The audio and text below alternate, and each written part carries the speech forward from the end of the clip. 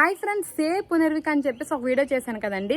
ఆ వీడియో చూసి చాలా మంది స్పందించి నా ఫాలోవర్స్, నా ఫ్రెండ్స్, నా ఫ్యామిలీ మెంబర్స్ అయితే నా స్కానర్కి అయితే డబ్బులు పంపించారండి. ఎంతమంది నాకు డబ్బులు పంపించారో వాళ్ళందరూ స్క్రీన్ షాట్స్ తీసి స్క్రీన్ మీద పెడతాను. నా దగ్గర ఎన్ని డబ్బులు ఉన్నాయి అన్ని డబ్బులు కూడాను నేను పునర్విక వాళ్ళ ఫాదర్కి అయితే సెండ్ చేస్తానండి. బెజవాడ హరిబ్రోకి అయితే నా దగ్గర డబ్బులన్నీ పంపించేస్తాను.